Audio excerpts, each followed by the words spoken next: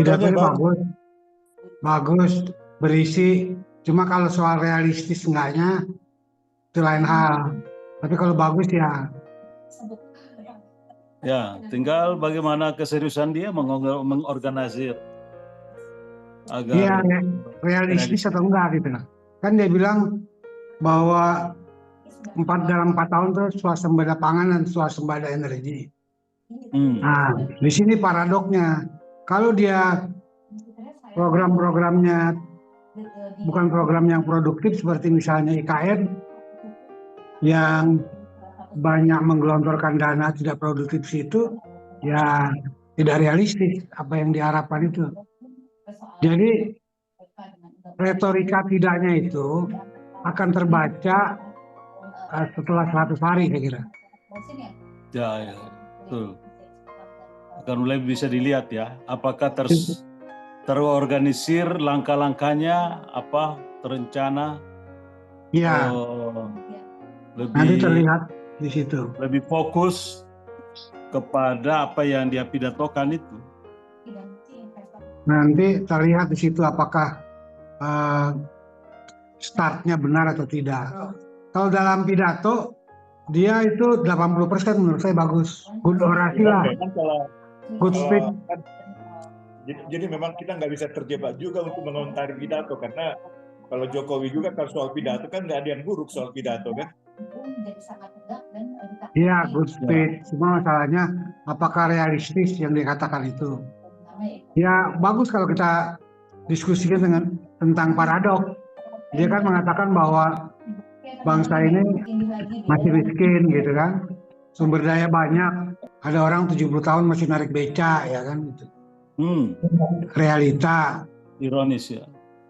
Jadi yang menarik juga itu saya lihat itu kan semacam show ya. Itu kan yang bisa kita lihat itu kan baru show-nya kan.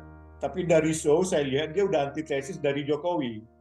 Itu lihat dari warna mobil. Jokowi hitam, dia putih ya. Terus dia pakai mobil buatan Pindad.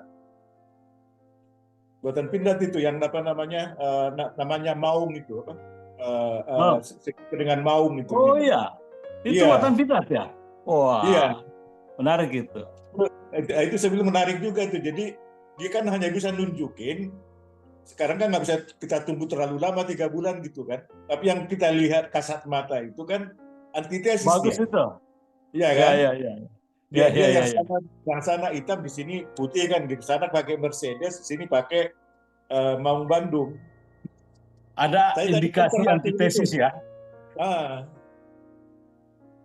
Dan pidatonya antitesis banget. Iya. Pidatonya antitesis banget. Itu nggak ada pidato-pidato heroik yang penuh value zaman Pak Jokowi. Nggak ada. Betul-betul itu Jokowi itu tampil sebagai presiden yang tidak terlampau cerdas pada saat itu emang kelihatannya. Tidak ada yang kalau di Amerika. Dia menyebutkan satu persatu tamu luar negeri itu hebat menurut saya. Iya. Nah itu makanya jadi nanti kalau kita kasih judulnya antitesis itu, nanti kita lihat dalam berbagai perspektif, ya kan? Dia kan mempertontonkan kemampuan bahasa Inggrisnya mengejak orang kan gitu kan, itu kan kelihatan itu antitesis. Kalau Jokowi kan nggak bisa dia begitu ininya kan gitu kan. Sopan santun dan adabnya bagus Prabowo itu. Ya mungkin karena dia punya pengalaman itu ya. Dan dia kan punya obsesi orang-orang besar. Makanya tadi kan saya tuh dia bilang jangan seperti burung onta. Itu bacaan saya itu ketika mahasiswa itu perdebatan antara Khrushchev dengan siapa itu burung onta itu. Jadi literatur lama tentang tokoh-tokoh besar zaman dulu itu kan kalau Napoleon Bonaparte itu dia itu kalau pasukannya kudanya hitam semua, dia sendiri berkuda putih gitu loh. pakaian-pakaian orang-orang besar itu kayak gitu. Pakaiannya berbeda dengan itunya. Lihat aja pakaian Prabowo itu. Orang-orang hitam dia biru sendiri. Gitu. Iya, saya khawatir dia pengen masuk PAN itu.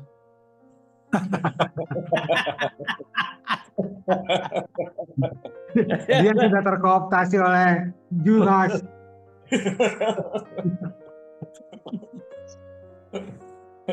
Ada itu yang menarik yang lain, tahu nggak apa? Jadi spontanitas sifatnya hidup. Dia bilang orang yang tidak mengucapkan merdeka tidak patriotik. Dia bilang, apa dia lihat ada orang nggak tepuk tangan apa gimana ya? Ada yang disebut orang yang nggak sebut merdeka itu tidak patriotik, gitu. Sambil marah dia. Tapi itu bagus itu. Ya itu kan semua menurut saya Prabowo itu masih menggunakan literasi lama, apa namanya, obsesi dia tentang Bung Karno, ya kan, tentang tokoh-tokoh lama zaman dulu itu. Obsesi dia seperti itu. Gaya pidatonya juga seperti itu. Ya tinggal sekarang kita akan menguji apakah yang dia katakan itu realistis, akan menjadi kenyataan atau tidak gitu. Kalau enggak ya retorika biasa. Ini kan PDIP kan ternyata tidak masuk ya, tidak masuk. Iya. Kalau saya kan sebetulnya tertarik pada diskusi tentang kepartaian ya. Itu mendasar sekali itu. Tentang sistem politik yang harus ada perubahan, sistem kepartaian. Sistem politik yang harus dirubah dan yang utamanya adalah sistem kepartaian. Tapi kayaknya itu kan nggak momentum ya. Momentum ini kan sekarang. Yang momentum ini. Kalau bisa setelah ini kita bicara itu. Ya itu maksudnya ke waiting list kita, tapi hari ini kalau itu kita bahas itu nggak relevan. Iya. Jadi mungkin sekarang ini ya sekitar pidato Prabowo aja, pidato Prabowo.